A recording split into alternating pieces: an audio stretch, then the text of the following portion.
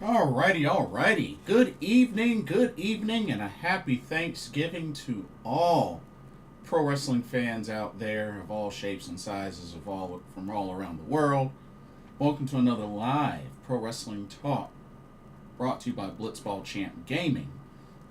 I'm your host, your MC for the evening, Blitzball Champ Jason Ingram. It is Thanksgiving, November 27th. Of 2025. Hope everybody's day has been awesome. Hope everybody's enjoying time spent with their families and friends. Hopefully everybody got a delicious meal in, and I know I did. I did all that and had a nap, like a 2-hour nap earlier. So yeah, definitely it knocked me out. But it's all good. I wanted to get on here once more for a little bit and do a couple of recaps and, just do one more live stream before I pretty much get ready to head out to Wrestlecade for a couple of days starting tomorrow. So, a couple of things that I wanted to cover before doing that.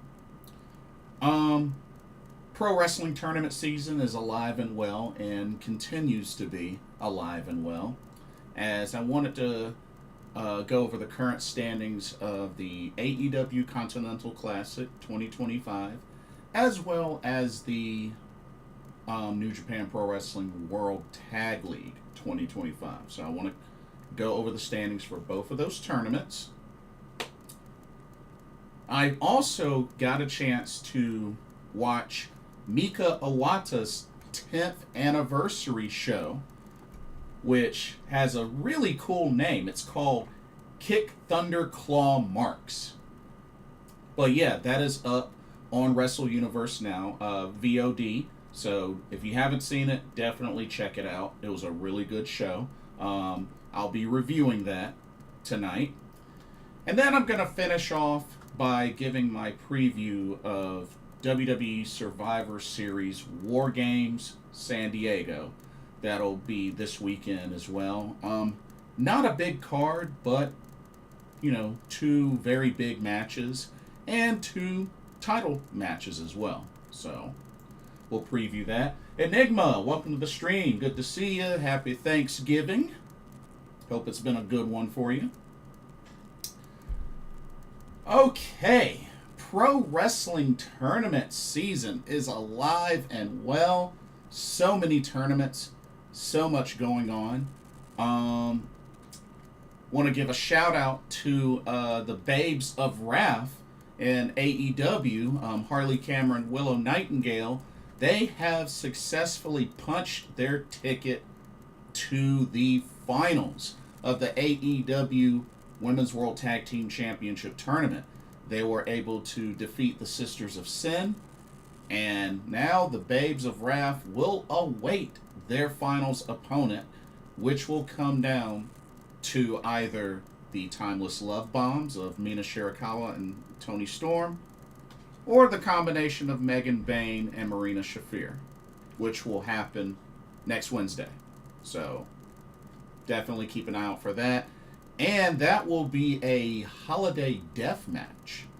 So that was the stipulation that Toni Storm picked. So should be a brutal one. But yeah, after next week, we'll have our finals matchup for that tournament. So looking forward to that. Should be good. Okay. Speaking of AEW, let's go ahead and go over the current standings of the Continental Classic, as this tournament actually began yesterday and did some more tournament matches here on Thanksgiving as well. But tonight was a special Thanksgiving collision show. So we know that everybody in the tournament has gotten a chance to compete in their first match. So, let's look at the current standings of the AEW Continental Classic 2025. Y'all ready? I'm ready. Let's do it. Okay, we're going to start with the Blue League first. So, starting off with a bang, your wrestlers that have won their first matches, starting off 1-0, are Claudio Castagnoli, Jon Moxley, and Konosuke Takeshita. Claudio was able to defeat Orange Cassidy to get his first 3 points.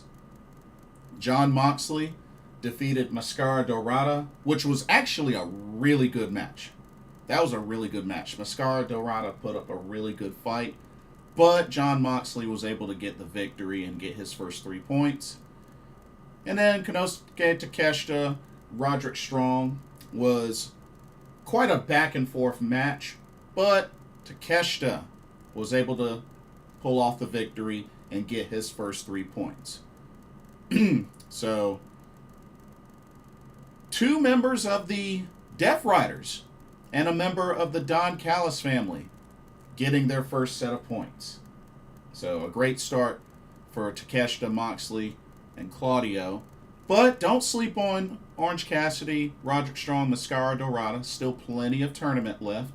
And like I said, shout out to Claudio Castagnoli, who has competed in all 3 AEW Continental Classic tournaments. So shout out to him. Enigma says, always love a fun tournament. Yes, indeed. And there have been plenty of them, especially within the last couple of months. These wrestlers stay busy. You love to see it. Okay, so that's how the Blue League has started off. Let's take a look at the Gold League. Okay, for the Gold League, we saw a good bit of matches tonight as well. Your 3 competitors that have gotten off to a good start, securing 3 points, starting off 1-0, are Pac, Kevin Knight, and Kyle Fletcher. So Pac, another member of the Death Riders, getting his first 3 points. And what quite a showdown to open up tonight's collision between him and Speedball Mike Bailey. 2 awesome high flyers, great strikers as well, just really going back and forth. That was a really fun match. But it would be Pac that would lock in the Brutalizer to submit Speedball Mike Bailey to get his first 3 points. And what an upset. The Jet Kevin Knight defeating Darby Allin with that UFO splash. Wow, that's a big win for the Jet Kevin Knight. But yeah, beats Darby Allin and gets his first 3 points. And then, many may also say another big upset as the Protostar was able to defeat the Rainmaker himself, the AEW Unified Champion himself, Kazuchika Okada, in their first match. Incredible. Really, really incredible. But yeah, a very strong showing from different members of the Don Callis family as well as the Death Riders. So those 2 factions, may really be the ones to keep an eye out in this tournament. But, like I said, there's plenty of tournament left. But I have to say, the Gold League so far has been looking the most interesting, especially with Kevin Knight and Kyle Fletcher picking up victories, upset victories. So, definitely, the Gold League is looking really interesting. But, still plenty of tournament left.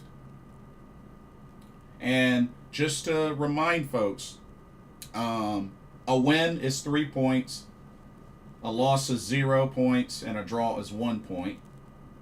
And the way it works is the top 2 from each block will advance to the to the semis or to the playoffs or whatnot. So, or to the final 4. So, just the FYI. Enigma says, put Claudio in the G1 next. I would love for Claudio Castagnoli to be in a G1 Climax. I think that would be really awesome. I think he would do really well in that tournament. And it would be pretty cool to see how he would do against other wrestlers like a Yota Tsuji or a Shingo Takagi or a Hiroki Goto or Zack Sabre Jr. Like, I think that'd be really cool. I would love to see Claudio in next year's G1 Climax. I think that would be awesome. So, that's the AEW Continental Classic so far. Still got a lot of tournament to go. Okay, now we're going to switch gears to the World Tag League 2025. That's gotten off to quite an interesting start. You know, couple of block matches already in. Let's see how things are looking so far. So, let's do it. Alrighty, we're going to start off with the A block. So, let's take a look. So, right now, we have one team sitting at the bottom, 0 points on an 0-3 record. And to be honest, I am really, really happy that they're 0-3. And they are Chase Owens, Yujiro Takahashi of House of Torture. Off to a rough start as they have dropped 3 losses to Bishamon, Yota Tsuji Gabe Kidd, and Evil Don Fale of House of Torture. But yeah, bump House of Torture. I hope they keep losing. Alright, you have 2 teams that both have 2 points, both with 1-2 records. Those teams are the War Dragons and Taichi Satoshi Kojima. Let's take a look at Taichi Satoshi Kojima. 1 victory over Bishamon, which was their opening tournament match.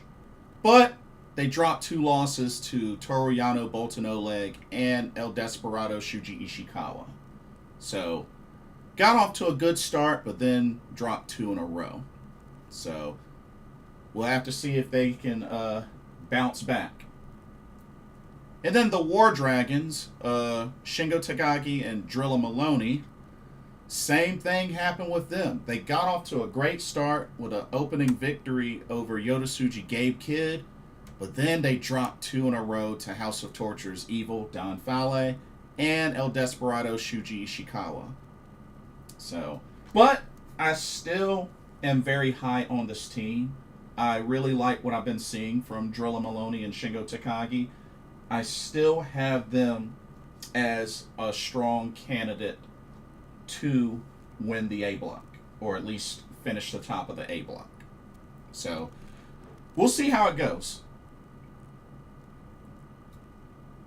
Okay, and then we have 1, 2, 3, 4, 5 teams, all with 4 points each, all with 2-1 records, and they are Bishamon, Toru Yano Bolton Oleg, El Desperado Shuji Ishikando, El Desperado Shuji Ishikawa, Yota Tsuji Gabe Kidd, and House of Torture's Evil Don Fale. Let's look at House of Torture. Evil and Don Fale, 2-1. Victories over the War Dragons and their House of Torture stablemates of Chase Owens and Yujiro Takahashi. Their 1 loss was to Yota Tsuji and Gabe Kidd. Okay. Let's take a look at Yota Tsuji, Gabe Kidd. Quite an interesting combo. But they are 2-1 with victories over both House of Torture teams. So shout out to Yota Tsuji, Gabe Kidd on beating both House of Torture teams in the A block. Yay. But they lost their opening match to the War Dragons. But still, I think it's safe to say Yota Tsuji, Gabe Kidd could be a favorite to perhaps make it out of the A block and advance to the playoffs. Or at least to the semifinals, that is. Because it is top two. Top two. Okay. Let's take a look at El Desperado and Shuji Ishikawa. Also 2-1 with victories over Taichi, Satoshi Kojima, and the War Dragons. Their one loss was to the combo of Toru Yano, Bolton Oleg. But still, good start for... as a matter of fact, they lost their opening match, but then won 2 straight. So, they're looking pretty good. All right, Bolton Oleg and Toru Yano, also 2-1. They got victories over El Desperado, Shuji Ishikawa, and Taichi Satoshi Kojima. Their one loss was to Bishamon. Okay. And then finally, my team, Bishamon. That's Yoshihashi Hiroki Goto, 2-1. They lost their opening match to Taichi and Satoshi Kojima, but they bounced back and won 2 straight over Toru Yano, Bolton Oleg, and House of Torture's Chase Owens, Yujiro Takahashi. So, 5 teams right now, tied at 4 points each, all with 2-1 records. Man, it's looking pretty tight there. We're going to go to the B block, and then we're going to go back and look at next matches. All right. B block. Okay, so for the B block, 1 second, let me get some water.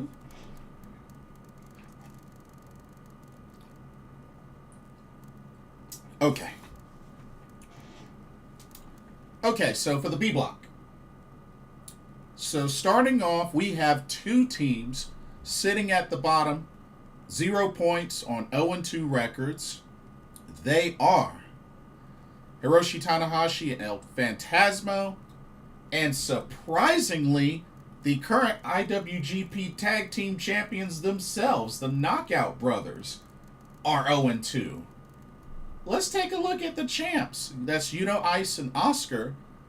Wow. Opened up with 2 straight losses to House of Torture and David Finlay, Hiromu Takahashi. Ooh, that's not a good look for the champions. But there's still plenty of tournament left, so no time to panic yet.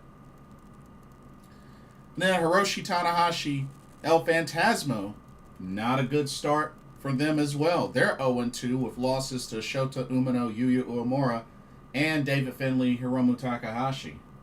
Oof. Not a good look so far for Tanahashi in his final tournament of his career. Okay. We have 4 teams sitting at 2 points apiece, all with 1-1 records. They are Shota Umino, Yuya Uemura,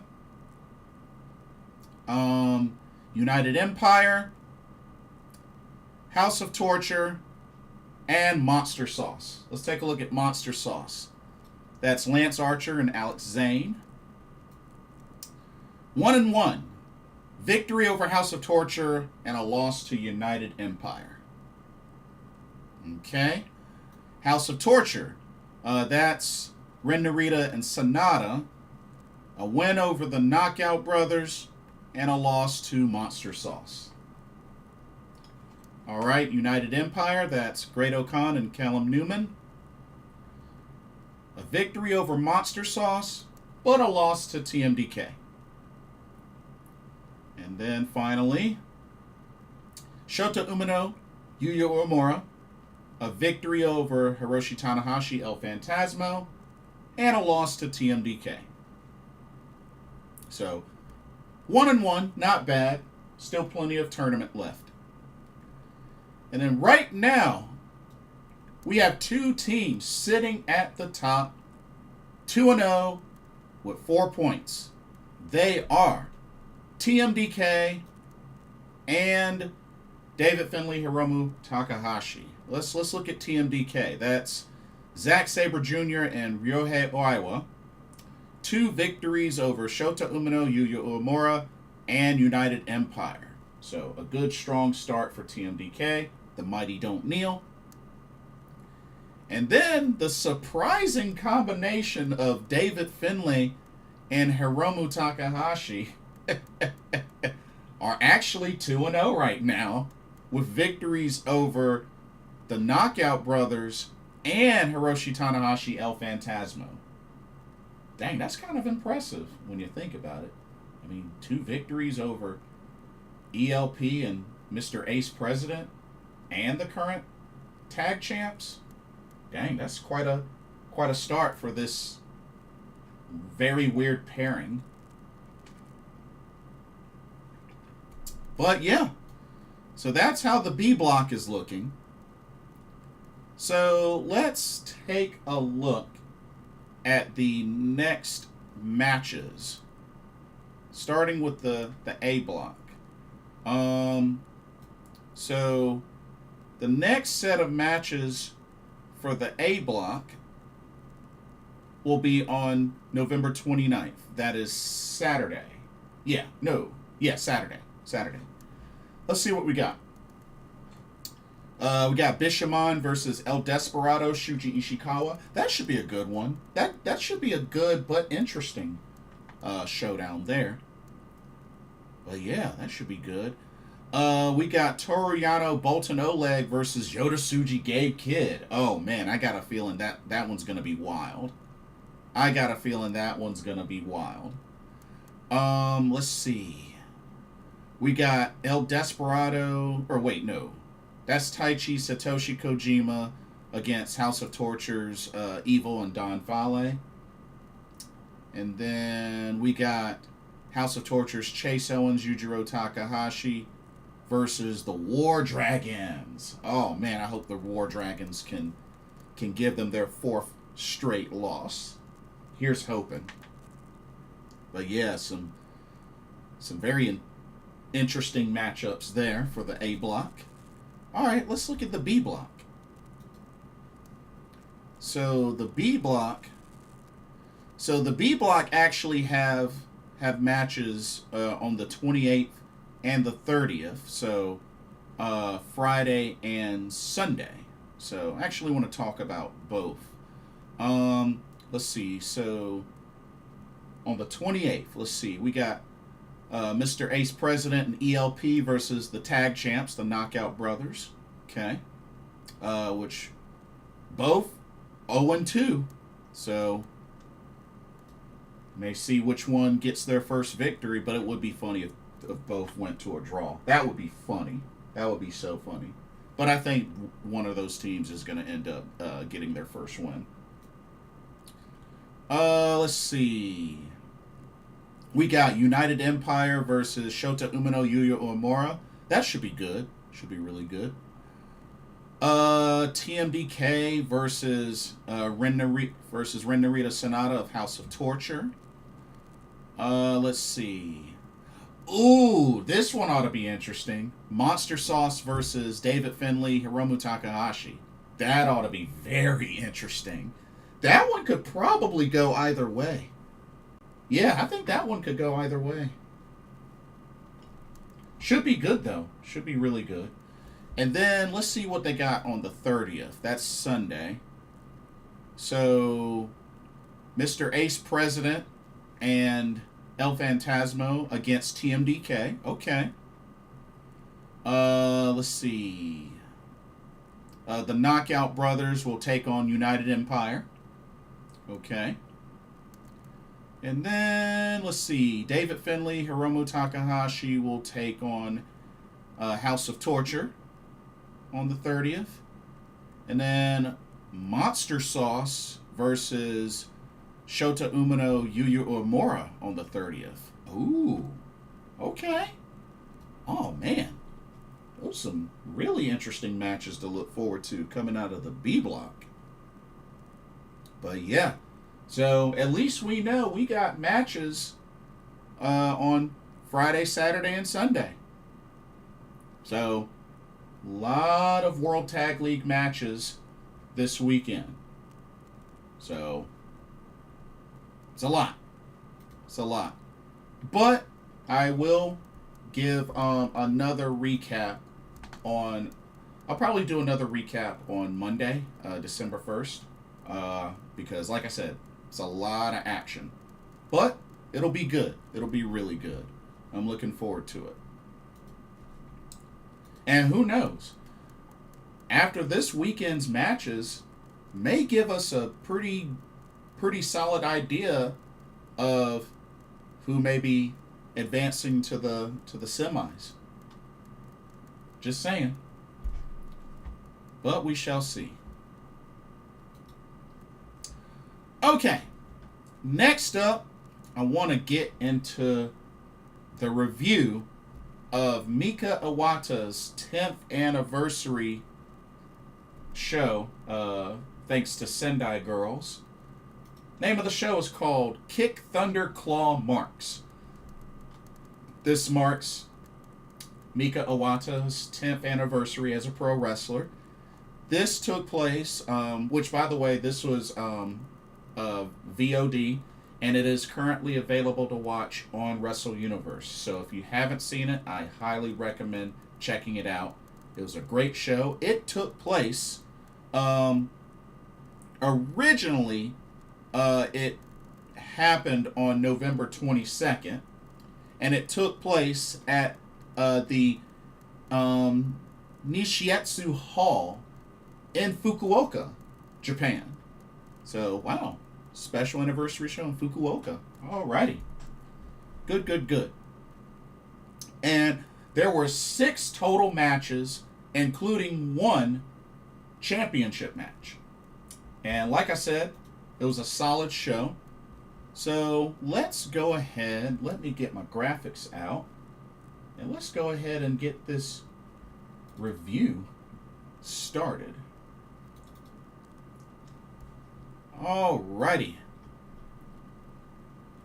Y'all ready? Let's do it. First match. Alright, first match. We had a singles match, non-title singles match between Yura Suzuki and the current Sendai Girls World Junior Champion, YUNA. I have to say, this was a really good opening match. It was almost 8 minutes. Technically, it was 7 minutes, 52 seconds. But you know what? The action was really good between both these ladies. YUNA, who's more kind of an all-arounder, and Yura Suzuki is more of a, striker, strong style. But I have to say, these two clashed, and it was great. Back and forth. There was a good amount of offense traded. There was a good amount of chain wrestling, and just really went back and forth between these two. This was actually a really solid opening match. And surprisingly, Yura Suzuki puts away YUNA, hitting a devastating bicycle knee strike and covering her for the 1-2-3. That's right. Yura Suzuki pinned the Sendai Girls World Junior Champion in non-title action to open up the show. So, I would think it's safe to say that Yura Suzuki has earned herself a title shot. So, congratulations to Yura Suzuki. Very impressive victory, and I believe it will open the door for her to get a title shot against YUNA. So, good for her. Great opening match. Alrighty. Let's go to the next match. Wait a minute. Oh, here it is. Alright, next match. Alrighty, we had a very fun tag team match where we had the combination of Chi-Chi and VENY versus Lady Godzilla herself, Hiroyo Matsumoto, and the returning Manami.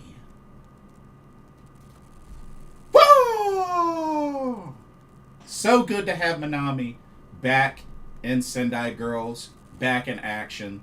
And this match definitely was a lot of fun, very entertaining. Lasted 8 minutes, 23 seconds. I really love the exchanges, especially between VENY and Hiroyo Matsumoto. A lot of fun. Also Chi-Chi and Manami. And it's just so good to see Manami back in the ring doing what she does best, hyping up the crowd. Very charismatic wrestler and just really has a bright future in Sendai Girls. I truly believe that. She's only 21 years old. But Manami really has a high ceiling. I truly believe that. And like I said, she's a former Sendai Girls World Junior Champion. She's a 2-time Sendai Girls Tag Team Champion. So Manami has really gotten her feet wet in Sendai Girls, and I believe that she's only going to get better. I think she's only going to get better. And like I said, only 21 years old. But this was a good, solid match. Some hard-hitting exchanges as well between VENY and Hiroyo Matsumoto. I definitely love the double super kick combo from VENY and Chi-Chi executed to Hiroyo Matsumoto. That was a really cool sequence. But just a very fun match. But it would be Hiroyo Matsumoto that would pick up the victory for her team, hitting Chi-Chi with the rock drop and then pinning her for the 1, 2, 3. Hiroyo Matsumoto and Manami, your winners. So, a great match. And like I said, really awesome to have Manami back in the ring, back in action. Woo! So, very, very cool. Alrighty. Oh, boy. Oh, this next match. Check out this next match. Oh, man. We got ourselves another tag team match as we had the team of Miku Kanae and Rydeen Hagane taking on Bob Momo Banana. Yurika Oka and Mio Momono. Why does Mio Momono always looks like she's trying to squeeze out a fart in this graphic? Or is it just me? But it's funny. It's funny. It's hilarious. But not to mention they have a really funny entrance theme. Bob Momo Banana. Oh my god. It's a very funny tag team. I will say that. They're a very funny tag team. This match was entertaining. This match was really entertaining. Lasted 10 minutes, 7 seconds, so it went over 10 minutes. Haven't seen much of Rydeen Hagane. I know most of the time she's on Pure J, but haven't really seen her compete much. So this was pretty cool to see her compete. But yeah, this was definitely pretty back and forth. Especially Miku Kanae definitely gotten her share of offense. She's really been getting showcased a lot, and I'm really happy for Miku Kanae. I did get a chance to see her wrestle when I was in Japan. 25 years old, and a bright spot for T-Hearts. But, being taken under the wing of Saori definitely has helped her. But, yeah, she's staying busy. Like I said, she's in the Goddess of Stardom tag league as well. So, just good seeing her get booked and seeing her get as many matches as possible. But, yeah, this was a very entertaining match. But had a sequence where Miku Kanae and Mio Momono were trading pinfall attempts. It was back and forth, but it would be Mio reversing one of Miku Kanai's pins and rolling her up for the 1, 2, 3. Mio with the victory for her team. Bob, Momo, Banana, your winners. And, oh man, they are just so goofy. I really hope at some point I get to see them compete in a match live, because they are a hilarious tag team. But congrats to Bob, Momo, Banana for the victory. Alrighty. Let's move on to this next match. Alrighty, we had ourselves a singles match, a singles showdown between Spike Nishimura and the hardcore queen herself, Chisako. I gotta be honest with y'all. Spike looked good in this match. She put up an excellent effort against a longtime veteran in Chisako. I mean, you gotta remember, Chisako's been wrestling for 19 years. And I gotta say, and you know, she's from Sendai. Match lasted 10 minutes, 25 seconds, but I gotta give a shout out to Spike Nishimura. She looked good in this match. She put up a good fight against Chisako, and she did not go down easily. I know Spike Nishimura signing to Sendai Girls was really big for her. You know, only a 2 years of the business, but you know what? She's another one I think is going to definitely get better. And, you know, I'm at least happy that she's somewhere that she could grow, that she could get in a lot of matches. And, you know, Sendai Girls is very popular. So, hey, I think she's right where she needs to be. And I'm happy for her. I'm very happy for her. Excellent effort. But it would be Chisako that would put away Spike Nishimura. She did 2 back-to-back diving double foot stomps, and then she followed it up with a Mad Splash. Then pinned her for the 1, 2, 3. The hardcore queen, Chisako, your winner. But like I said, a great solid showing. A great solid showing from Spike Nishimura. Alrighty. Let's go to our next match. This was a match that I was extremely excited for obvious reasons. Our one title match of the card. Check it out. That's right. We got 2 of the best tag teams in the world, in the Joshi, in the Joshi community. All of the above. Fighting for the Sendai Girls World Tag Team Championships. As the champs, Team 200 kilograms, the combo of Chihiro, Hashimoto, and Yu, defending the titles against one of my favorite Joshi tag teams, Fukuoka Double Crazy, FWC, Hazuki, and Koguma. And this was such a big match, considering this took place in Fukuoka, which is the hometown of Fukuoka Double Crazy. This match definitely delivered as expected. Went over 19 minutes. 19 minutes of a decent dose of comedy, of course, with Koguma in the match. But action was hard-hitting, back and forth. Both teams definitely showing why they're 2 of the best Joshi tag teams in the world. Blood Money, welcome to the stream. Yo, Blitz, today's the last block of the Goddess of Stardom Tag League. Technically it's tomorrow. But yes, I know what you mean. Because it's still the 27th in my neck of the woods.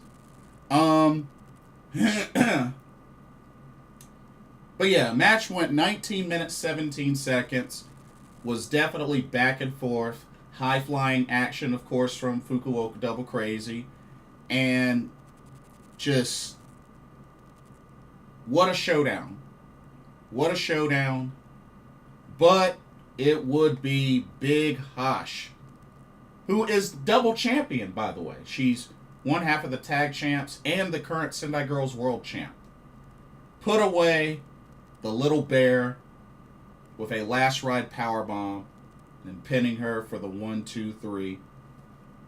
Team 200 kilograms, still your Sendai Girls World Tag Team Champions. What an epic showdown between two of the best Joshi tag teams.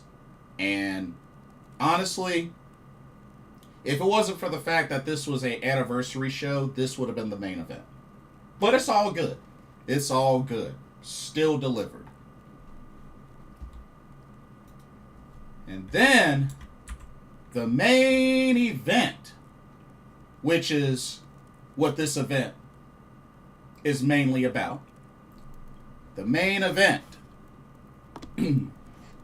comes down to this special tag team match, as we had the team of Ryo Mizunami and Saori Anou taking on another very strong, very well-known and popular Joshi tag team, Red Energy, which is the combo of Mika Iwata and the Phoenix of Osaka, Miyuki Takase.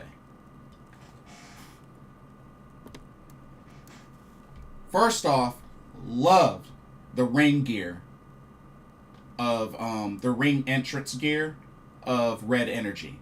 One thing I will say, this is a tag team that dresses very well when they make an entrance. I mean, just Mika Iwata, Miyuki Takase, a very flashy looking tag team when it comes to entrances. Like, I love their entrance gear and just how well they have been showcased.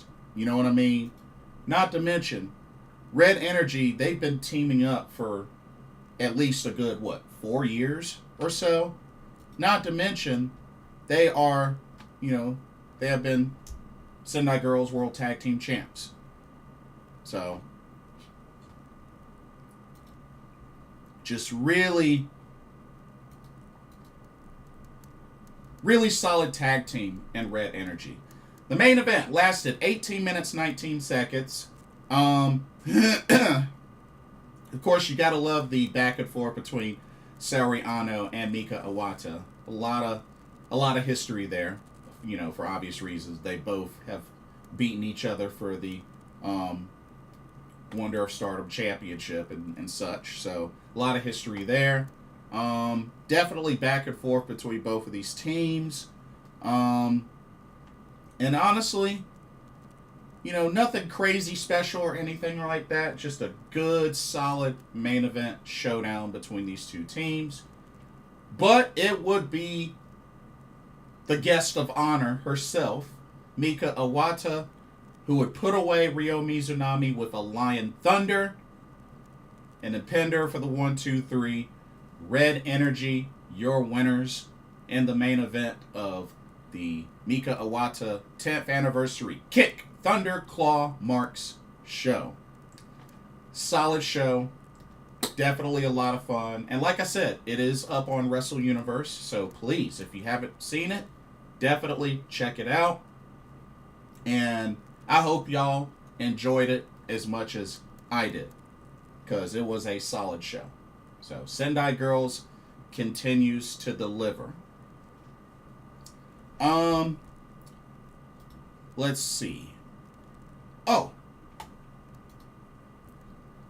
There's one thing I wanted to share after I do this next preview. It was just brought to my attention that I really wanted to share. Mainly because I'm a big fan of hers, and I definitely want to spread the word. So,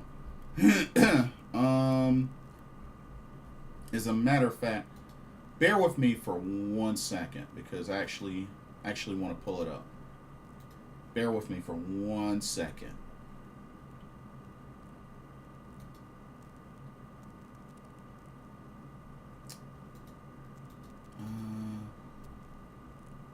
Let's see. Let me translate. Ah, cool. Okay. Got that ready. All right.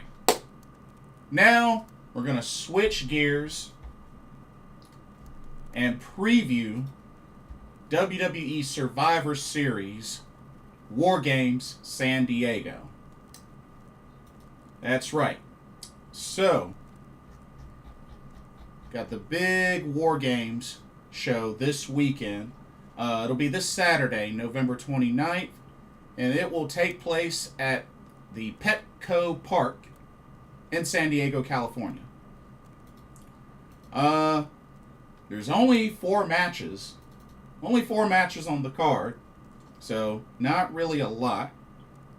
But, we got 2 championship matches and 2 WarGames matches. So, that's what we got. But, let's go ahead and get started with this preview. Alright.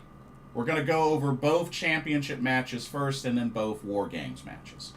Let's do it. Okay, first up, we have the Women's World Championship on the line. As the champion, La Primera, Stephanie Vaquer, will defend the title against Nikki Bella. Now, of course, it was a short while ago that Nikki had turned heel and turned on Stephanie Vaquer, and has expressed interest in wanting that title.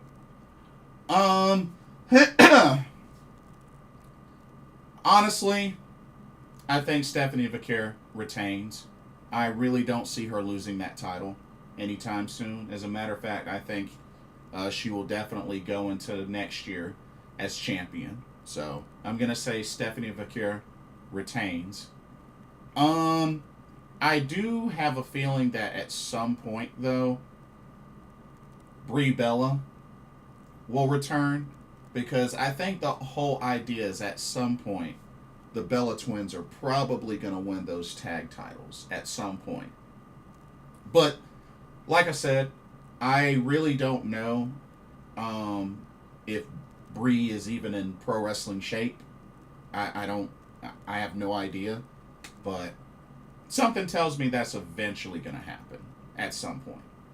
When? I don't know. John Elite, welcome to the stream. Stephanie retains. I agree.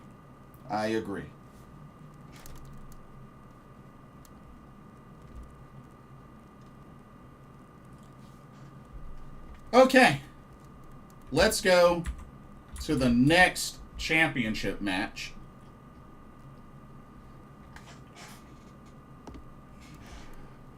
Alrighty. We have the WWE Intercontinental Championship on the line, as the champion, John Cena, will defend against former champion that he beat for, Dominic Mysterio. So, Dirty Dom gets a rematch at Survivor Series WarGames San Diego. Now, I gotta keep it real with y'all. While it may seem like John Cena, would be the obvious one to win or whatnot, to be honest, he's finally won this championship. He really doesn't need it any longer. So honestly, maybe with a lot of cheating and whatnot, I could actually see Dirty Dom winning the title back. Because, we all know Cena's getting ready to retire. He's only got a month left. So, does he really need this title much longer? He's already done it. He's already won it. So he really doesn't need this title much longer.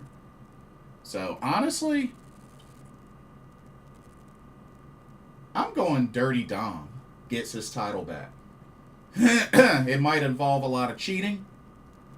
other members of the Judgment Day interfere, whatnot. But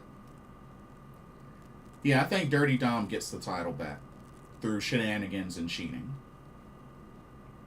But we'll see what happens. But personally, I really don't think Cena needs the title anymore. I agree with you, John Elite. Dom regains the IC title thanks to Judgment Day interference. Yeah, I agree. I think that's what's going to go now. Alrighty. Now, let's get into our War Games matches. Okay. Ladies first. Alrighty.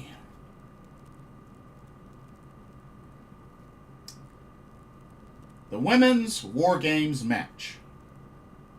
We have the teams of team number 1. Io Sky, Rhea Ripley, AJ Lee, Charlotte Flair, and Little Miss Bliss. I say that because I don't want to trigger, the A word, since I have the A word right next to me. Versus team number 2, Lash Legend, Nia Jax, Becky Lynch, and the Kabuki Warriors of Asuka and Kairi Sane.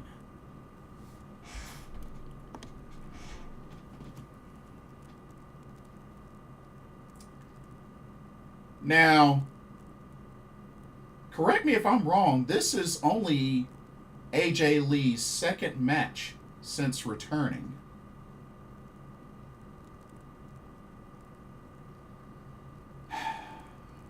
And honestly, I don't see her on the losing end of this. So I'm actually going to say the face team ends up winning. Io, Rhea, Charlotte, AJ, Little Miss Bliss.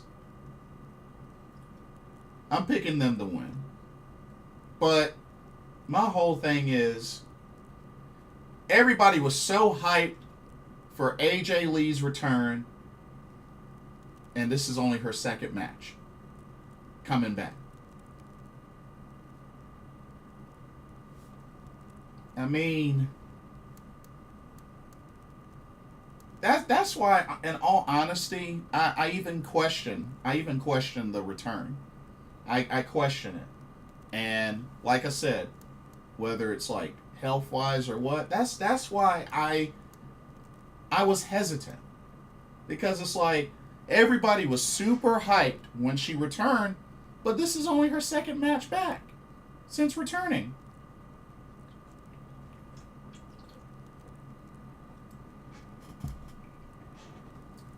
That's why, I just didn't get really I get the hype, but I don't get the hype. But that's just me. John Elite says, first match since WrestlePalooza and first time in War Games.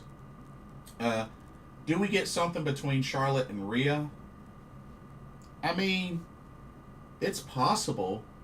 But that was so long ago.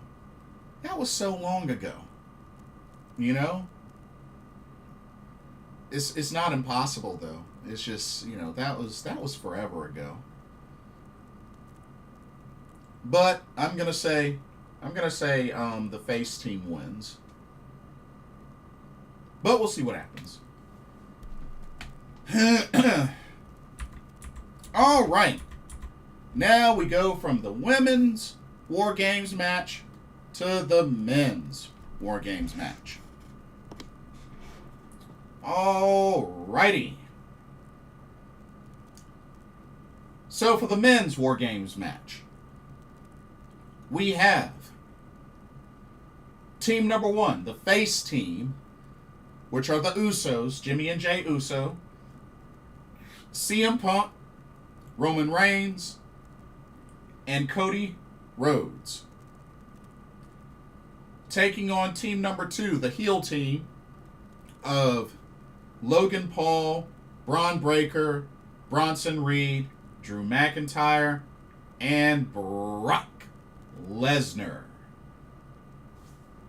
John Elite says faces win. Now, with the men.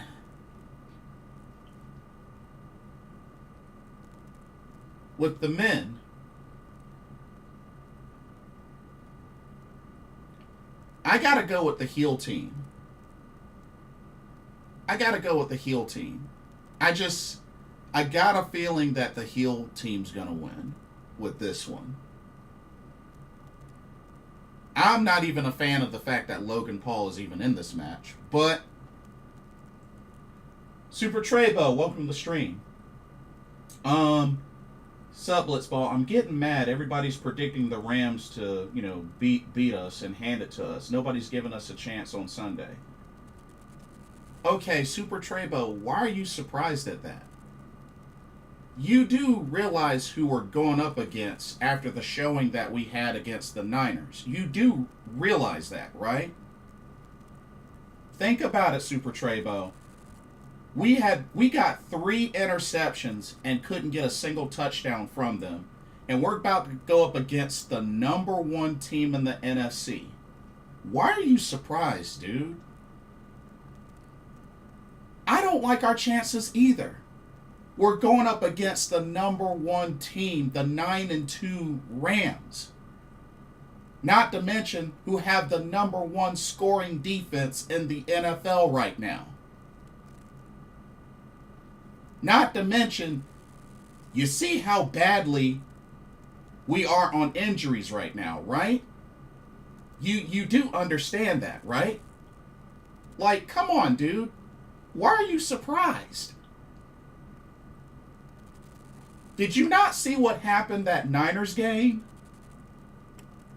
Yeah, we're going to get destroyed.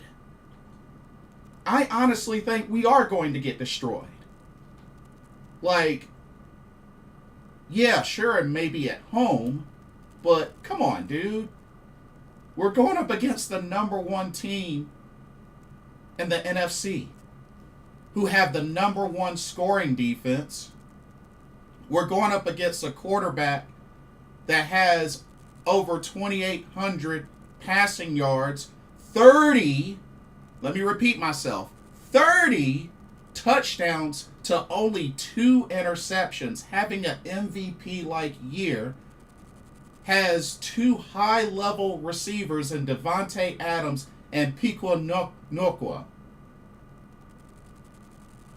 has a strong running game in Kyron Williams, who's almost at 1,000 yards rushing, and they have the number 1 scoring defense in the league.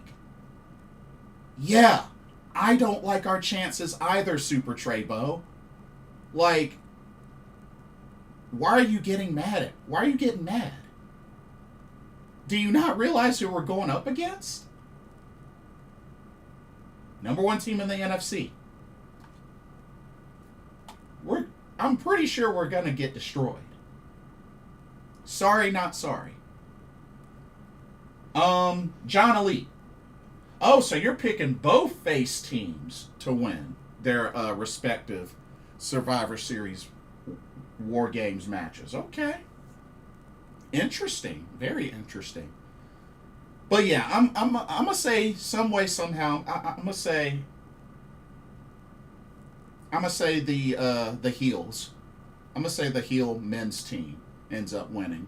Although I do find it very strange seeing Brock Lesnar and Drew McIntyre on the same team. Isn't that weird? Isn't that weird?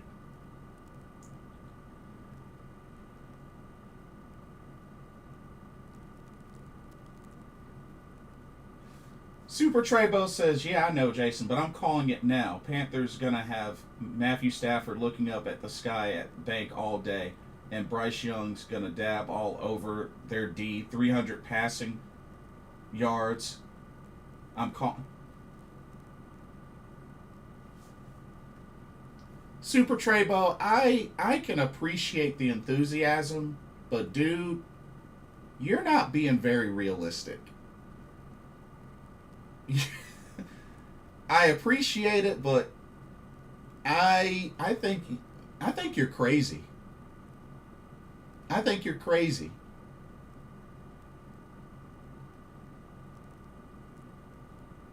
You understand that Bryce Young has thrown for over 300 yards only 3 times, with one of them being just a few weeks ago in his entire career in his 3rd year.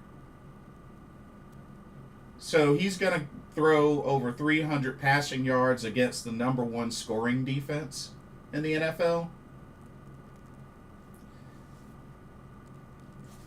I got a question for you, Super Trebo. I got a question for you. Serious question. Where was this energy on a lot of the other previous games this season where you were so worried about losing? Where was this energy at in the previous games this season? I'm just now seeing this from you for the first time this season. Okay, you know what? I take that back. You did talk up the Falcons. You did talk up the Falcons. I'll give you that. But bro, where the heck was this energy on a lot of the previous games this season? It's kind of odd. It's kind of odd. It's intriguing. It's intriguing. Interesting. Very, very interesting. But I don't hate you for it. I think you're crazy, but I don't hate you for it. I can dig the enthusiasm, that's for sure. Definitely won't knock enthusiasm, but I think you're crazy. I'm just keeping it real with you. I think you're crazy.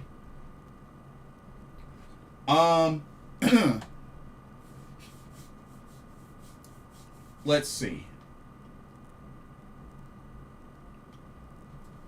But yeah, like I said, there's only 4 matches on the card. There's only 4 matches on the card. I know I'm going to be playing a lot of catch-up this weekend because, like I said, I'll be at Wrestlecade all 3 days. So I'm going to have to catch the archives of these shows. But, you know, we're going to make it count. We're going to make it count.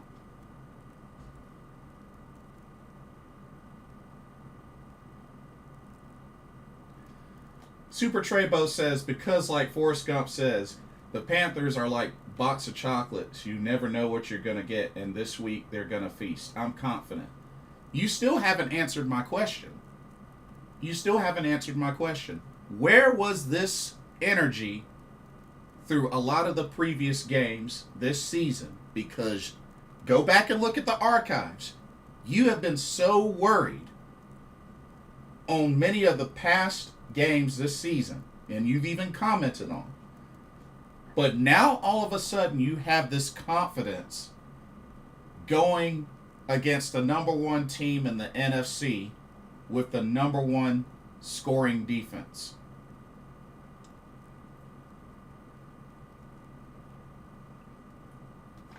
You still haven't answered my question.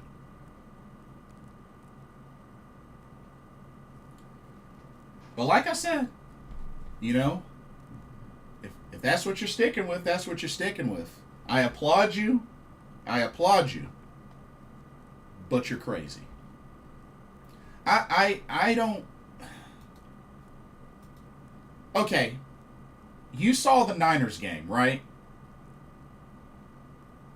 Now, you see how inconsistent this offense has been for the last couple of years. You do realize that, right, Super Trebo? And I know I'm getting a little bit off topic, but I got to make this point. You do understand how inconsistent this Carolina offense has been for the past couple of years. So, what are you basing this prediction off of? That's really what I'm curious to know. What are you basing your prediction off of? That's all I want to know. That's all I want to know. Okay. While he's doing that, so something I wanted to mention. So, shout out to Risa Sarah. So, just a heads up. And I do hope maybe that there is a way to also contribute to this. But I'll look into it. So, Risa Sarah has started a fundraiser. To fund the construction project for the new organization / promotion that she's going to be starting after she retires. Wrestle Bingo. Y'all remember I did a video. It was a good couple of months ago that Risa Sarah did a press conference revealing the plan behind Wrestle Bingo, which is an organization promotion that she's gonna help start up. That's gonna be based in her hometown of Saratown in Hiroshima. So, a lot of strong goals behind this.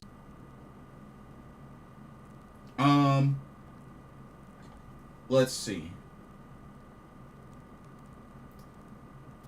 Super Trebo says, it's a classic trap game. And yes, Panthers' offense has been inconsistent. But 49ers making Panthers look bad was the worst thing for the Rams because everybody's betting on them and their kitchen sink from... Bro! They're the number one team in the NFC. What are you talking about? Worst thing for the Rams? They're the number one team in the NFC. Have you seen how they've been playing? Like, Matthew Stafford having an MVP-like season. Like, let me remind you of something. Hold that thought. Let me remind you of something.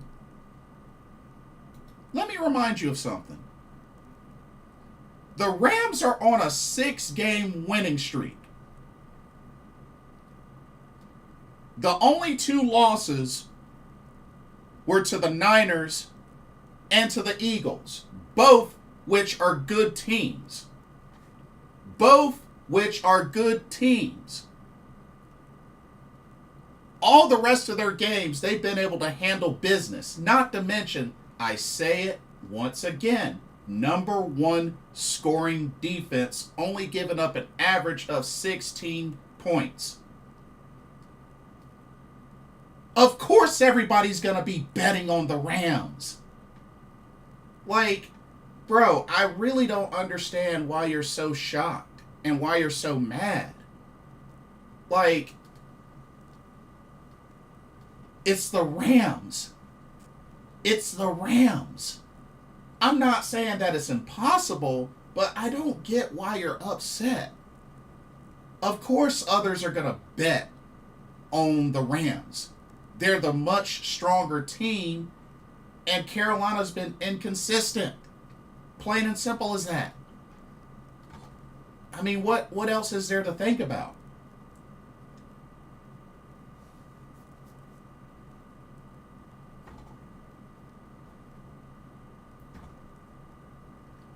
And like I said, you still haven't answered my original question. Where was this same energy all season before this point? You still haven't answered my question. Okay, Wrestle Bingo. So, Risa Sarah started a fundraiser. So, she went into detail about it. The Wrestle Bingo Project. So, the project is to put together 2 pro wrestling rings. So that's what the funding is for 2 pro wrestling rings. So, they got an article here which I'll actually go back and put this into the description, with the help of Google Translate or whatnot. But yeah, I do want to go through this article because Risa Sera goes into detail more of what the goals are, not only for this promotion slash organization, but also for the project. And the cool thing is, there are rewards. There are different reward tiers based on how much you donate. So let's check this out. Let's go into this. Okay. Here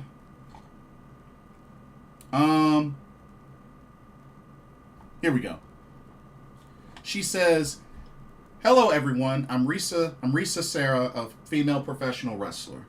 I was born in 1991 in Sera Town, Sera District, Hiroshima Prefecture in Japan.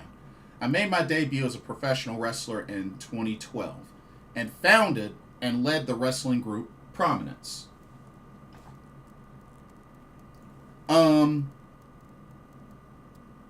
I've fought for a wide range of titles and have also competed in death matches, becoming a powerful figure in the world of women's professional wrestling." Yes, indeed. And I got a chance to meet Risa Sera myself, so she's really, really cool. Heels Rule, welcome to the stream. Good to see you. All right. And she continues and says, "And now I'm taking on a new challenge. Having announced my retirement in January 2026. One second. Super Trebo says, "Sorry, Jason, I know got this chat off topic. It's no problem at all. But you watch the Panthers D is going to have Matthew Stafford looking at Carolina Blue Sky and looking confused. Plus, West Coast teams a lot of times struggle East." Okay, Super Trebo, once again, number one, you still haven't answered my original question. You keep dodging my question. Number two, okay, you do realize how badly depleted our defense is, plus the fact that we don't have a pass rush. We're hurting with no J.C. Horn, no Corey Thornton. Yeah, we picked up Isaiah Simmons, but we're still hurting in the linebacker core. We don't have Trayvon Morag because he's suspended for this game. We have a very depleted defense, bro. If you haven't realized that, just in case you missed that part. But, like I said, you still haven't answered my original question. So, okay. Risa Sera says, "And now I'm taking on a new challenge. Having announced my retirement in January 2026, which, by the way, that will be January 12th, 2026 will be her last match.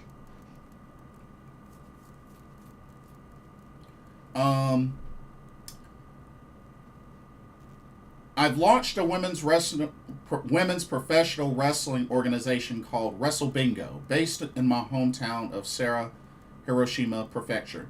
This project is a new challenge that connects the future of women's professional wrestling with regional revitalization. This crowdfunding campaign is raising funds to purchase 2 professional wrestling rings, which will serve as the base for Wrestle Bingo activities. Let me explain why we need 2 rings and the future we are aiming for with this project." Okay, Heels Rule says, "Only way we have a shot against the Revs is if we run Rico and control the clock and shorten the game." We definitely need to run Rico, but guess what? I'm not even confident that Dave Canales will do that, given that 49ers game, he only had 6 carries. And that's another thing. I have really lost patience with Dave Canales, especially after that game.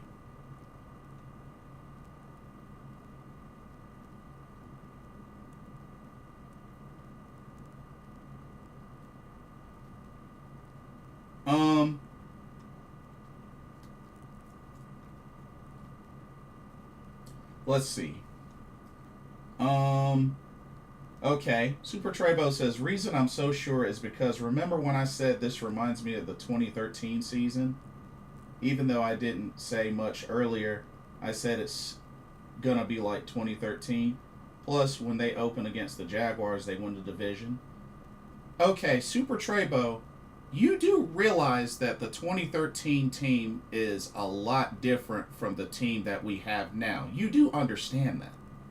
Like, I get what you're trying to say, but you have to also keep in mind that those two teams are complete night and day differences. Complete night and day differences. And you know that. So I really don't know why you're making that comparison. I don't know why you're making that comparison, to be honest with you. It's a night and day difference.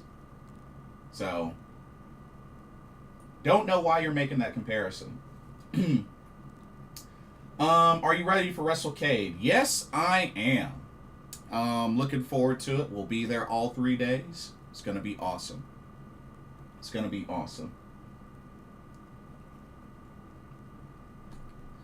And, you know, of course, Carolina's still in the hunt for the division, but that's not the point that I'm making. The point that I'm making is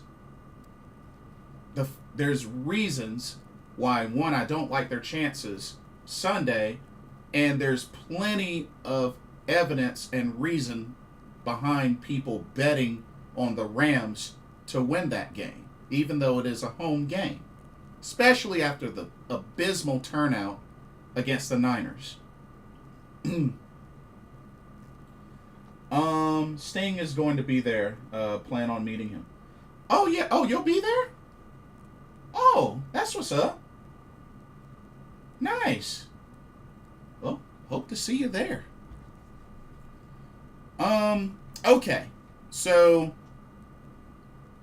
Risa Sarah right here is going to explain, more about the project and the reason behind the 2 rings, or the desire for 2 rings. Check this out. She says, I was born and raised in Saratown, Hiroshima Prefecture, a beautiful town characterized by abundant nature and thriving agriculture. However, like many rural areas, it faces challenges such as population decline and an aging population. With the cooperation of World Women's Pro Wrestling Diana, we have held several events in Saratown. That's another promotion that she's been competing in quite a good amount. With the cooperation of World Women's Pro Wrestling Diana, we have held several events in Saratown. One-off events are effective in livening up the area, but we felt that to truly revitalize the area, continuous activities that are rooted in the local community are necessary. Therefore, we launched Wrestle Bingo as a project to put this idea into practice. We aim to make Sarah a new stage for women's professional wrestling and a core player in revitalizing the region. Through this initiative, we hope to contribute to raising awareness of Sarah, increasing the number of inbound tourists, and revitalizing the local industry. So that's pretty cool. You know, this sounds like she vouches very, very highly for her hometown. Not only wants more tourism there, but wants to host pro wrestling events on a consistent basis through Wrestle Bingo. So I already like her idea. I already like her energy with this. So I'm looking forward to it. I'm definitely looking forward to it. Let's see. The world. Yeah, that does sound cool. Yeah, I agree. And like I said, it's a big deal to me considering I met her and I got a chance to meet her at a prominent show. So, yeah, she's really, really cool. Okay, continuing on. It says, the world of women's professional wrestling, especially regionally based organizations, faces many challenges. lack of funding, problems with facilities, difficulty in developing talent. However, I believe that these very challenges are also the seeds of new possibilities. In addition to hosting professional wrestling events, Wrestle Bingo plans to undertake a variety of initiatives to connect professional wrestling with the local community, such as developing accommodation and practice facilities using vacant houses in Saratown, and creating opportunities for interaction through agricultural experiences. Pro wrestling fans will not only be able to watch the matches, but also be able to enjoy lodging and sightseeing in Saratown, offering the appeal of microtourism. There will also be many opportunities to deepen ties with fans, such as dojo tours, events to interact with wrestlers, and agricultural experiences using local specialties. Wrestle Bingo will be the base from which we will spread professional wrestling culture from Hiroshima to the rest of Japan and the world. Wow. So with that, it sounds like it kind of makes me think a little bit about Sendai Girls, how they do a lot of their dojo training and a lot of agricultural, like they're growing stuff, planting stuff, a lot of group activities. That's what it kind of reminds me a little bit of when she says this. And then plus the added dojo tours and microtourism and just the desire to give fans a chance to connect with the wrestlers, not just simple meet and greets, but more with that. That's neat. That's really neat. That's really neat. I'm already liking what I'm hearing. I already am liking what I'm hearing. Let's continue. Okay, now this section is about the 2 rings. The purpose of this crowdfunding campaign is to raise funds to purchase 2 professional wrestling rings. Why do we need 2 rings? There's a clear reason.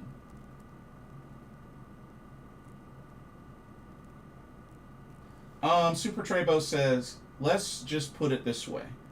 After this Sunday evening, analysts and ESPN will be back to praising Bryce again, which will worry me when he plays the Saints again. Okay, even if that does happen, see, this is the thing, Super Trebo. This is the point that I'm trying to get across to you. You just did a double negative right there. If he does how you say he's going to do, folks are going to go back to praising Bryce, and that will worry you when he plays the Saints. Why will it worry you? Why? I'll tell you why. Let's keep it real, Super Trebo. Yes, we can definitely praise Bryce Young when he plays well. Absolutely. And as long as he's on this team, I'm still going to keep cheering him. But Super Trebo, you know it, and I know it. The reason why you would worry is because you know that Bryce is inconsistent. When you look at the numbers, when you look at his career in the NFL, you know he's inconsistent. I'm not saying that he is incapable of breaking out and having a great game, but the stats don't lie. The stats don't lie. And you know he's inconsistent. That's the only reason why it worries you if they play the Saints, when they play the Saints again. Let's keep it real. You know it, and I know it. You've been following this team for as long as I have, if not more. You know he's inconsistent. That's why it worries you. Let's keep it real. Let's keep it real. You can predict the Panthers obliterating the Rams. You can predict the Panthers obliterating the Rams all you want, but it still doesn't change the fact that he's inconsistent. Says, worries me because Panthers seem to do worse when they hype up, but I think Carolina will get revenge Saints. How do you feel about Bryce? Honestly, about him. I mean, I just said it. He's not consistent. Now, has he gotten all the help that he's needed? Initially at first? No. But think about it, Super Trebo. With what they gave up to get him, has it really shown to be worth it? With all of what Carolina gave up to get Bryce, has it fully been worth it? And you have to ask yourself that. Like I said, I understand we want to cheer for everybody on this team, and that's the way it should be. But you got to be realistic, Super Trebo. The dude has not shown that he's a franchise quarterback. There are flashes, but dude, when you've only been able to throw for 300 yards 3 times and you're now 3 years into the league, bro, that is not a franchise quarterback. Those are not franchise quarterback level numbers, and you know it. You know it. And that's why I don't know why folks try to compare him to previously. It's night and day difference. He doesn't belong in the... Excuse me. He doesn't belong in the same conversation as Cam Newton. He doesn't belong in the same conversation as Jake Delhomme. Okay, so he broke his single game passing yard record. Whoop-de-freaking-do. Is that it? Is that it? You know they don't deserve to be in the same sentence. You know it. Like, be honest with this, Super Trebo. Like, it's okay to have hope. It's okay to have faith. But looking at it right now, he has not put up consistent performances that warrant a franchise quarterback, Super Trebo, and deep down, you freaking know it. Heels Rule says, this offense runs as Rico goes, and about time coach sees that and give Rico the keys. But the question is, will he do that? Will he do that? Hills Rule says, no, it was not worth it. We should have kept Wilkes and Darnold and stayed at 9, where we could have drafted Jalen Carter. Imagine a D-line with Burns, Brown, and Carter with Wilkes running the D. Yeah. And as far as Wilkes, I would have taken a better chance on Wilkes than Canales.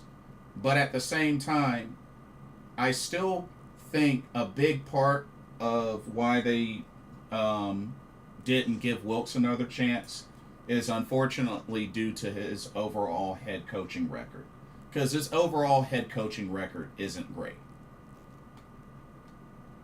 Hate to say it, but that can play a part sometimes as to whether somebody gives you a job or not. I hate to say it. But he doesn't have a great head coaching record. Overall head coaching record, that is. Okay, back to Risa Sarah. Okay, so the two rings. One is a ring for use at our permanent training facility. And the other ring is a portable ring that can be carried to various venues for matches. By owning this portable ring, we will be able to lend it out to organizations planning professional wrestling events in the Chugoku region centered around Hiroshima. This will allow us to increase the number of professional wrestling events held in the Chugoku region and bring professional wrestling to everyone as a form of entertainment that is even more accessible than ever before. To achieve both of these things, we need 2 rings. A better training environment, and more opportunities for local events. Furthermore, In collaboration with World Women's Pro Wrestling Diana Newcomer Training Center, we will establish a new training system with 2 bases, one in Tokyo and one in Hiroshima. We believe that for young people who do not fit in with the rhythm of city life, training in the rich natural environment of Saratown will greatly contribute to their physical and mental growth. Ooh, now that's huge. So training system with 2 bases in Tokyo and Hiroshima. Honestly, that's smart, because you got a spot in Tokyo, which Tokyo's the main city, the main capital of Japan, and then you got one in, the main location, which Hiroshima is smaller, but still, that's where home base is. So, that's smart. That's smart. I'm liking what I'm hearing on this. Yeah, me too. So far, me too. Okay. Wrestle Bingo is not just a professional wrestling organization. We will shape the future based on the pillars of women's professional wrestling, regional revitalization, and creating a place for young people. Saratown will become a new base for women's professional wrestling, with regular events being held in the town, and in conjunction with tourism, the town will be revitalized. People will gather to watch the matches, which will then spread to accommodation, dining, and agricultural experiences. So, the way they're summing this section up is, so, establishment of a training school to support the dreams and challenges of young people. We'll provide a place where people can take on the challenges, not only for those aspiring to become wrestlers, but also for girls who have experienced school refusal or social withdrawal. In addition to physical training, we will develop programs to develop human strength and social skills. Okay. They also want to create a community exchange hub by utilizing a vacant house we have purchased, a vacant house, and renovated it to become a dojo and accommodation facility.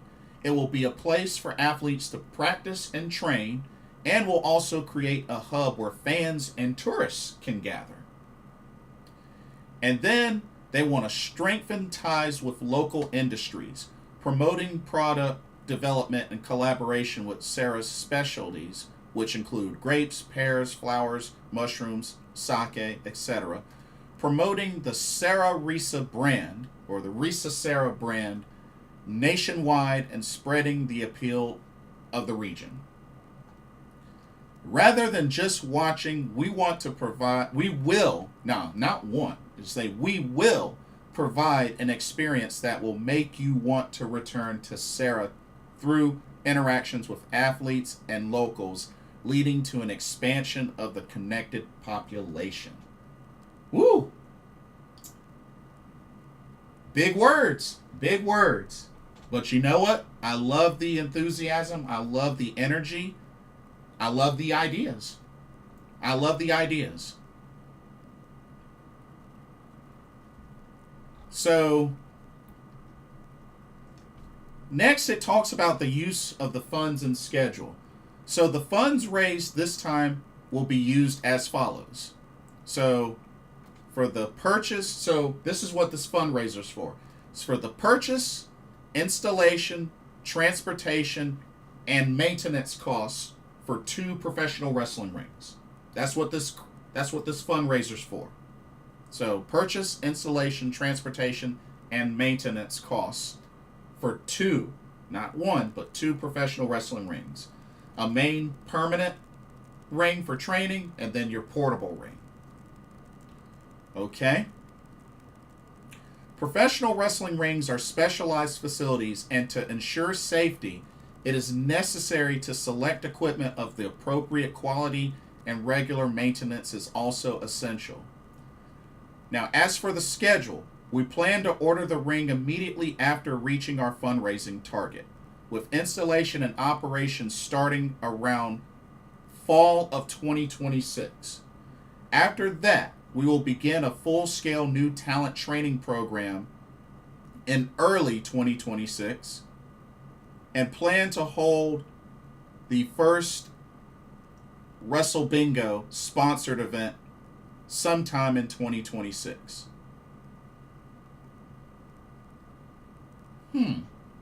Okay, that's kind of confusing.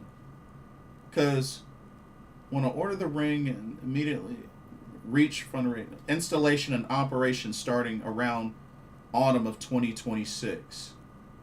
But wants to begin the training program after that in early 2026. Or does she mean 2027? I don't know.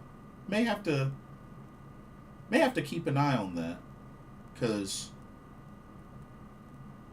I'm not so sure if she means 2026 or 2027. It says 2026, so okay. Well, guess I just have to keep an eye out. Okay. Says, we have prepared a variety of rewards to express our heartfelt gratitude to all of you who support us. We offer attractive benefits depending on the amount of support. In addition, large supporters will receive commemorative rewards such as experiences at events that can only be experienced here. Super Trebo says, sorry, I forgot to say Happy Thanksgiving. Happy Thanksgiving to you too. Hope you had a good day. Just got back visiting family in Augusta, Georgia. 4-hour drive back to Myrtle Beach. So tired. Get you some rest. Get you some rest. You're going to need that energy. Let's see.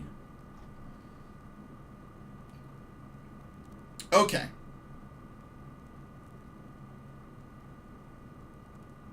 So, the first step in this project, in this overall organization.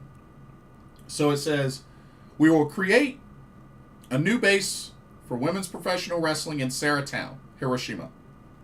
Spread the word about professional wrestling culture from the region and cultivate new talent. We will also build a new model that connects regional revitalization with professional wrestling. This is the first step in a major challenge. I will use my experience as an active wrestler to do my best to train the next generation and revitalize my hometown, Sarah. I believe in the power of professional wrestling, its power to excite people, and its power to help people grow. Your support will help us weave a new story for women's professional wrestling, starting from Hiroshima. Please lend us your support in this challenge. Let's create the future of women's professional wrestling together. Thank you for reading to the end. We look forward to your support.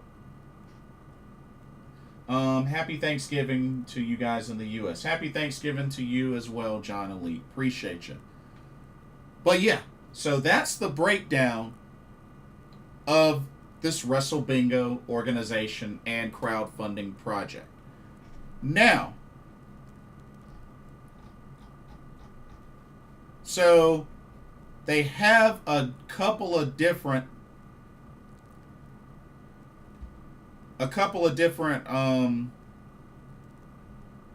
let me see.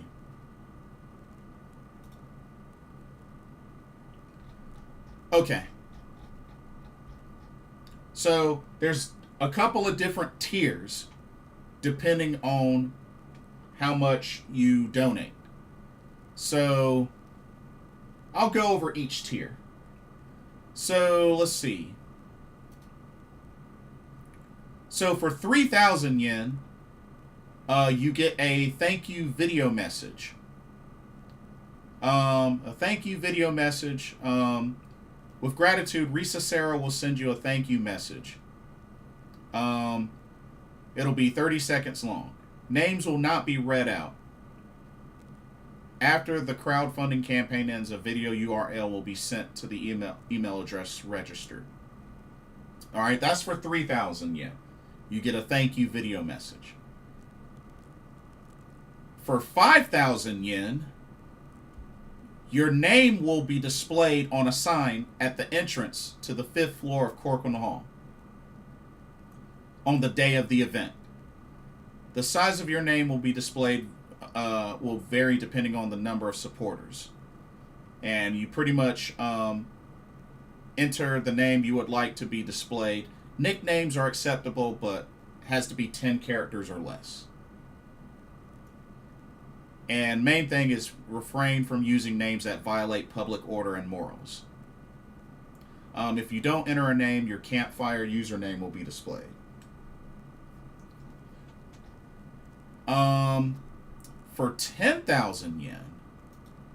Ooh, this is nice. So, if you donate 10,000 yen, you get a Risa Sera handprint commemorative ticket to Risa Sera's retirement show on January 12th, along with a handwritten, autographed, and handprint stamped hand. It's a keepsake item you can enjoy displaying even after the event. That's pretty cool. It's gonna have a fancy design, handwritten autograph, tournament logo, date, serial number, all that jazz. And it will be commemorative and given to you.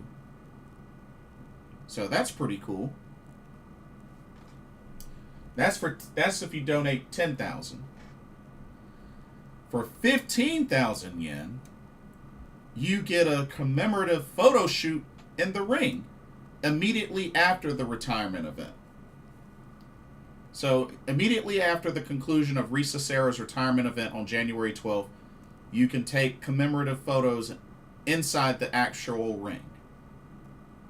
You can capture it with your own camera, not from the audience seats, but from inside.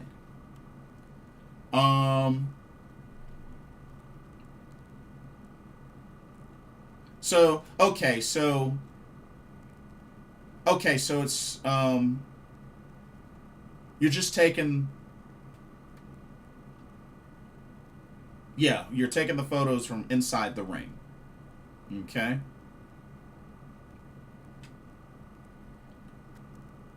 All right.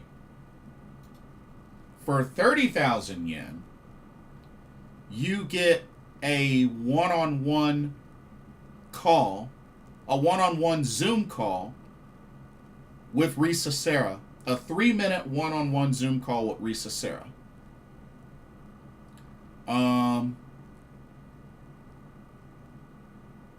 It's pretty straightforward. The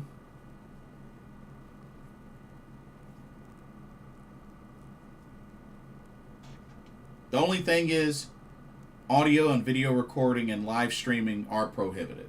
So you wouldn't be able to do that. But, have a 3-minute conversation with Risa Sera online on a Zoom call. Okay. That's 30,000 yen. For 50,000 yen, you get a 2-shot photo ticket with the experience of being hit with the bamboo sword by Risa Sera. What? Yeah, I just read that. So you get a 2-shot photo with Risa Sera, and you will get hit with the bamboo sword, which is a light hit. A light hit. Not a hard hit, but a light hit. But I'm sure you'll probably feel it. Wow. That's cool. That's cool.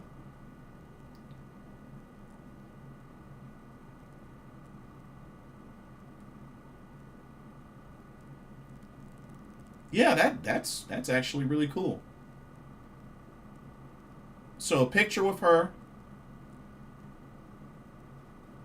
and a picture of you getting hit with the bamboo sword. That's cool. That's very unique. But yeah, that's 50,000 yen. Okay. Yeah. Now, for 80,000 yen, you will get an invitation to Risa Sera's retirement party. That's right, her retirement party. You get an invitation, which will be held in Tokyo the day after Risa Sera's retirement match. And you pretty much, you get to hang out with her. It's a hotel banquet hall. And, ooh, it's a business formal. That's the dress code. Oh, so it's, ooh, it's going to be a buffet style meal with alcohol included. There's going to be a ceremony. There's a talk show looking back on Risa Sera's career, a Q&A session, and a photo spot. Ooh, that sounds like fun.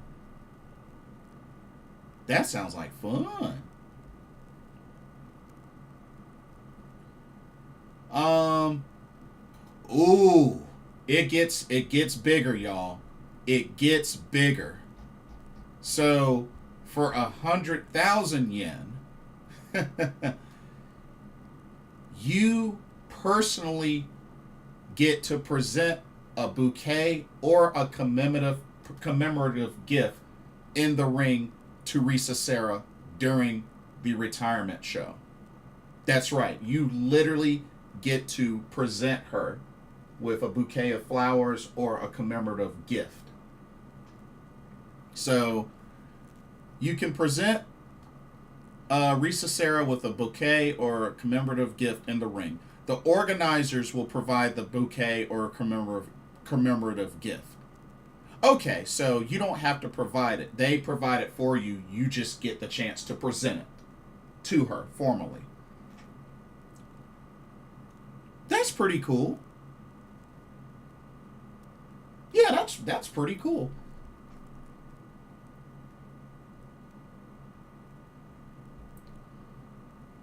Okay. That was for 100,000 yen. For 150,000 yen.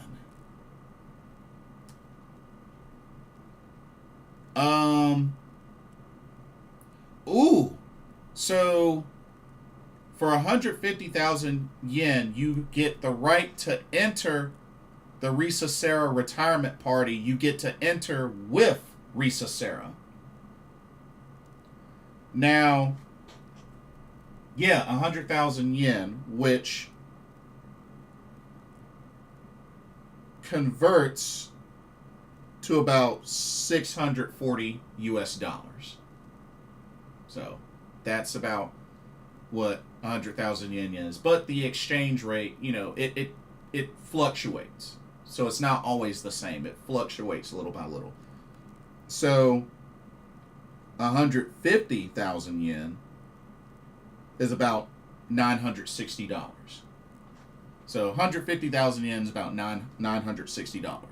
So for $960, you get to enter the venue with a dressed up Risa Sera at the retirement party.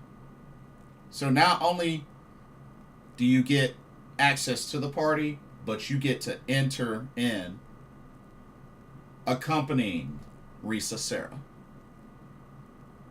So that's pretty neat. Okay.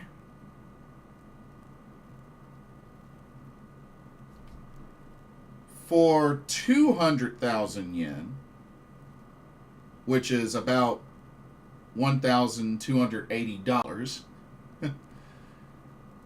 Risa Sera's Shinai.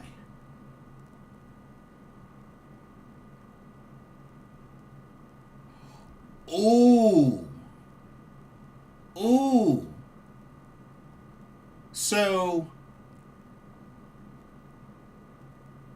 okay, so it's the specially wrapped kendo sticks that she has used in numerous hardcore and death matches.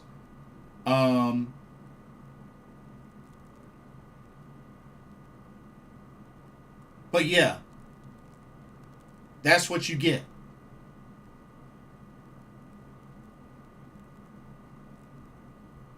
So wait, do you like? Oh, they'll be selling it, and there's even some blood splatters on it and such. That's interesting. That's really interesting. But that's 200,000. Now for 350,000 yen. Oh man. So 350,000 yen. That's $2,240. So you get a Wrestle Bingo corner post sponsor, which the corner post will be used in her retirement match and Wrestle Bingo, plus logo display, plus invitation to her first show and retirement party. So you get all that. So you get the corner post sponsor. You get an invitation to her first show and her retirement party. So that's quite a combo there. That's a nice combo.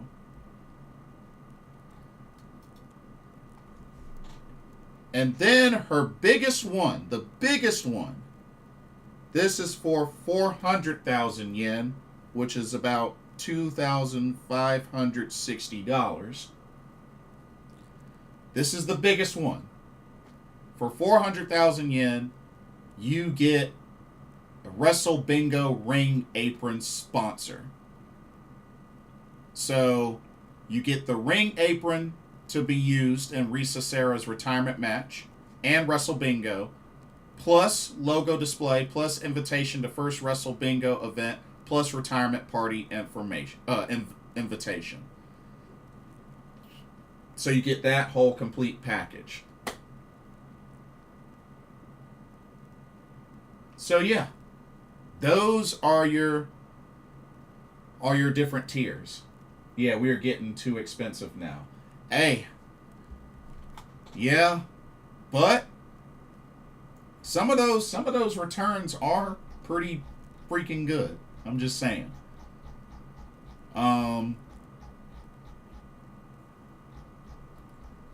So right now, let's see. So far, check this out.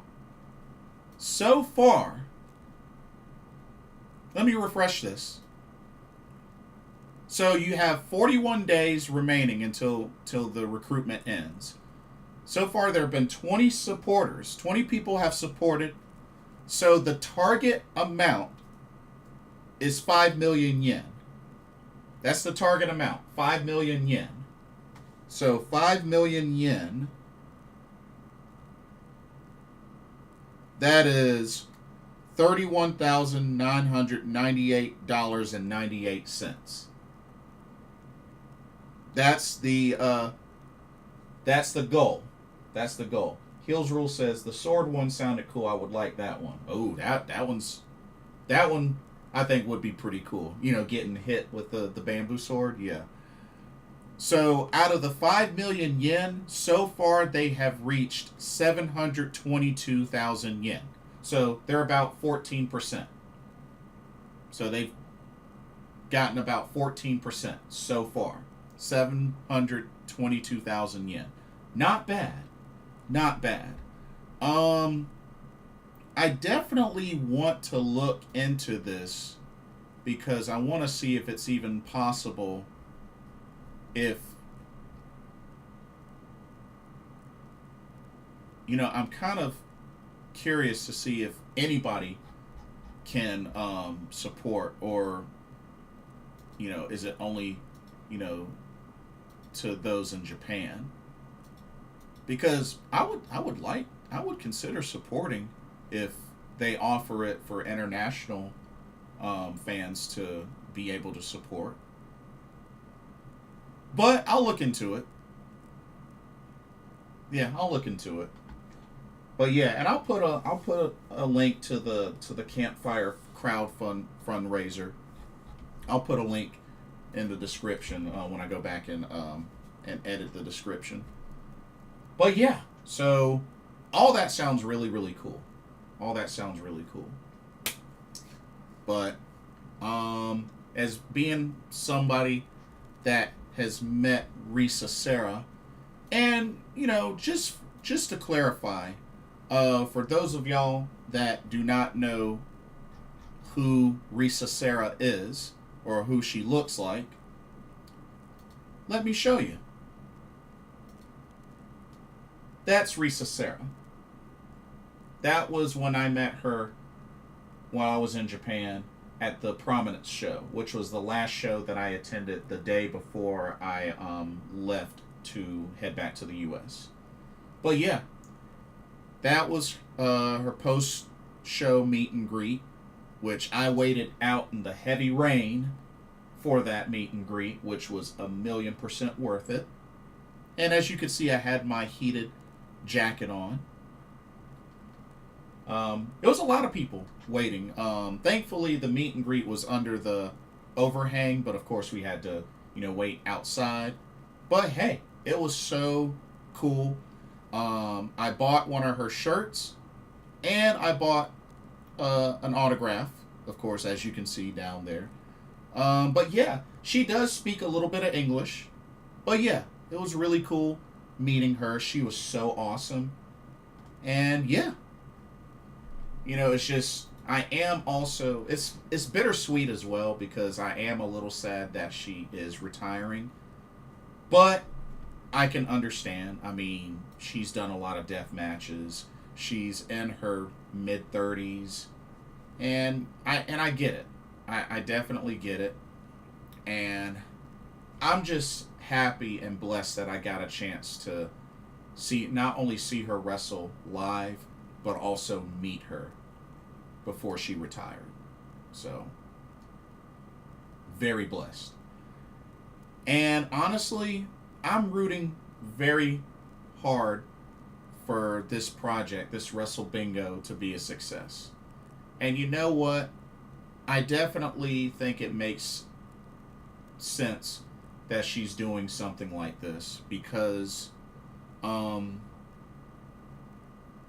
she's going to be retiring, and she can really step into a role which will be challenging, but she can at least be at home and she can continue to be in the business. Heels Rule says, are you planning on meeting Mina this weekend? It's a maybe. I say that only because I've met her twice already, but I am thinking about it, considering that, about my Japan trip and how much I enjoyed it. So I'm a maybe.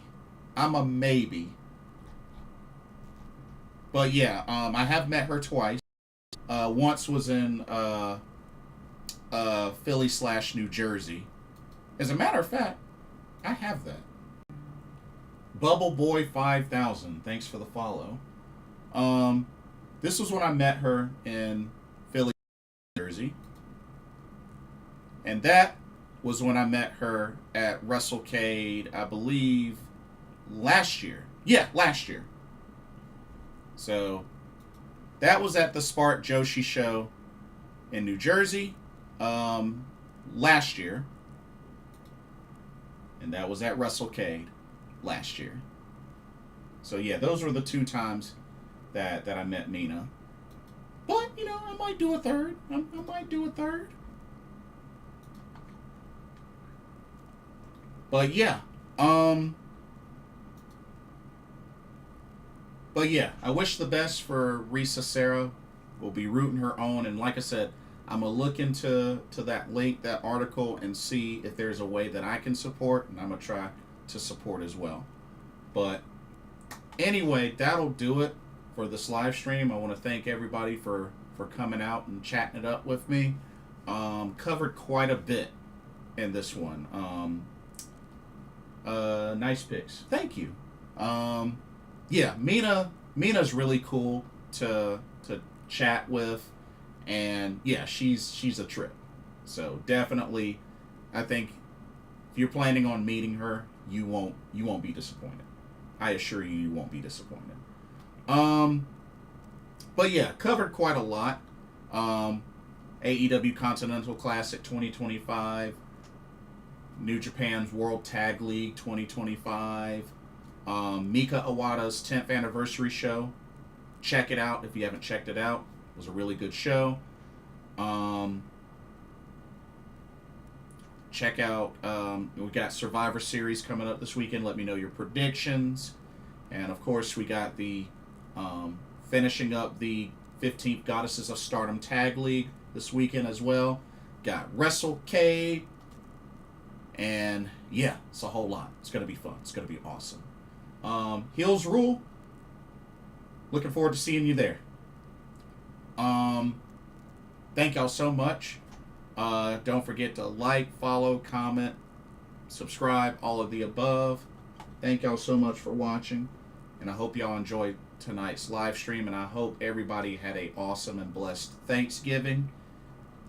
For myself, Blitzball Champ Jason Ingram of Blitzball Champ Gaming.